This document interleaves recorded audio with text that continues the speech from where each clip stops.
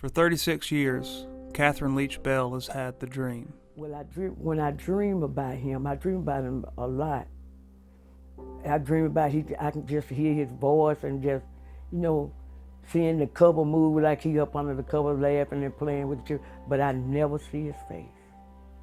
Curtis Walker, 13 at the time of his death, was one of 5 boys found slain in DeKalb County from 1979 to 1982, a period in which more than 20 black children, almost all boys, were killed around metro Atlanta.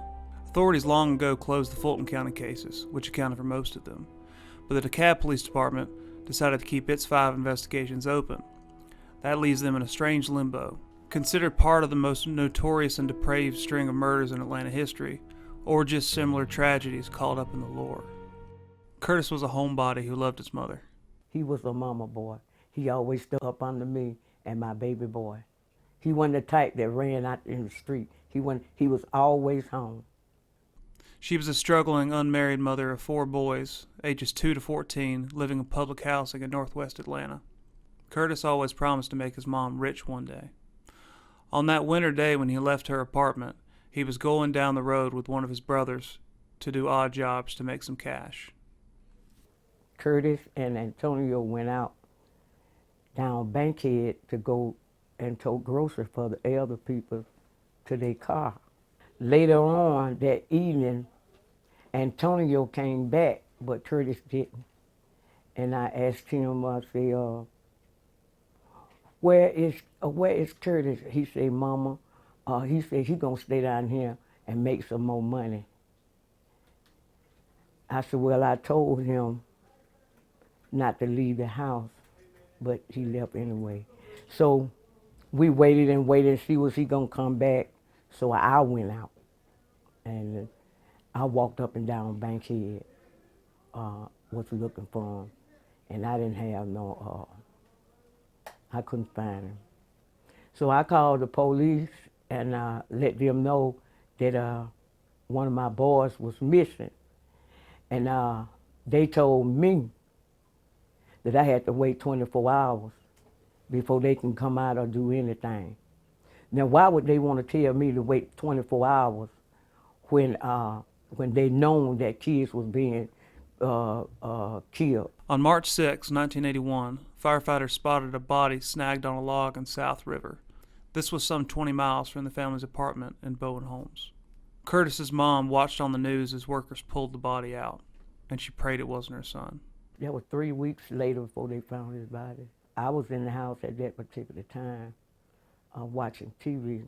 Well, I was looking at somebody pulling out the water, but I didn't think it was Curtis, So my neighbor called me and said, Catherine, she said, you watching TV? I said, yes. I said, I'm watching TV. So she said, just hold your horses because this might be Curtis that they bringing out the water. I didn't want to believe it. I really didn't. When I found out that late that evening, when the mayor and his group came out to let me know that that was Curtis, they were pulling out the wool, and I couldn't. I don't know what happened. I don't know what happened. They say they had to catch me and come bring me back home. I don't know where I went. My sister and my auntie carried me upstairs and laid me down. And I went in the bathroom and I shaved all my hair off. And I got the razor blade and put it to my wrist. And I heard a deep voice say, you got to live for your other children. That's where I got scared. And I ran back downstairs and told them that the killer was up there trying to kill me. So my mind was just had flipped. My mind was gone. It'd be hard to overstate how high tensions were. They rose every time a new body was found. Curtis, he was the 20th. Like many of the others, he'd been asphyxiated. At this point, nobody was talking about Wayne Williams, who wouldn't be apprehended for another few months. Hundreds of residents volunteered for a community watch program, and they posted at schools, playgrounds, and shopping centers. Some people just took up baseball bats and patrolled the streets.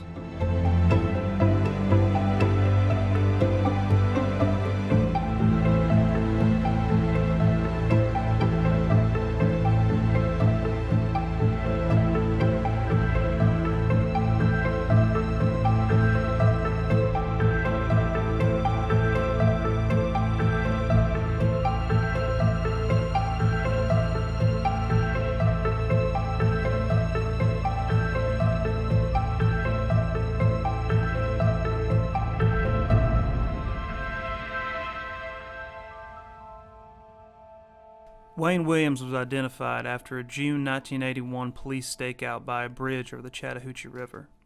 Officers heard a splash, which they thought was a dropping body. They soon saw Williams driving by. After a body was found, Fulton County prosecutors charged Williams, a cocky young freelance photographer, with the deaths of 2 adults whose bodies had been found in or near the river. They earned his conviction in 1982, in part by using new technology to connect Williams through hairs and carpet fibers found on the bodies. Importantly, the state also presented evidence from 10 of the child deaths, including 3 from DeKalb. These so-called pattern cases helped the state strengthen its argument that Williams alone terrorized Atlanta for those 3 years. But Curtis's death wasn't one of the pattern cases. Many of the victims' loved ones had doubts. Nobody came and said, Wayne Williams killed your child. Wayne Williams is responsible for the death of your son. Nobody came and told me that. Wayne Williams didn't kill my son. Wayne Williams didn't kill my son. Because I feel like if Wayne Williams had killed Curtis, they would have tried him for Curtis. But Curtis wasn't found in the Fulton County. Curtis was found in the DeKalb County. And those are 5 cases that they want to reopen and try. In 1987, relatives of 13 victims went to the Fulton County DA, Lewis Slayton, and demanded that he either charge Wayne Williams or reopen the investigations. He said that while he believed Williams was guilty, he didn't have enough evidence to earn his conviction for all the cases in court. In DeKalb County, DA Bob Wilson deferred to county police and the judgment of Slayton. As a young investigator, Lewis Graham worked the child murders. He held firm for years to his opinion that Williams wasn't guilty. Then, in 2005, when he was the DeKalb police chief, he called a press conference to announce a bombshell. He was reopening the 5 DeKalb cases. A year later, the police chief resigned amid an unrelated controversy. An interim took over, quickly signaling a change. He said that they had dredged up what they had on the old cases, but now they would put them aside and work on the cases that were within their grasp. I know one thing, they need to do something so I can get some rest. They need to figure out who killed her. What she wants more than anything is for the investigations to ramp up again and for somebody to be held responsible for her child's death. But either way, she and other relatives would like a monument built in the city to honor the victims. That's what we would like. We would like a memorial plaque for our children, so the plaque could be in the museum or be set out somewhere so that, people that come in this country, in the city, they can, see the children that was killed here in the city of Atlanta and all that. We don't got none of that. It's that gone but not forgotten. We are not going to forget our children regardless. Atlanta just got a new mayor, Keisha Lance Bottoms. In a statement, a spokeswoman for the mayor said she would consider it.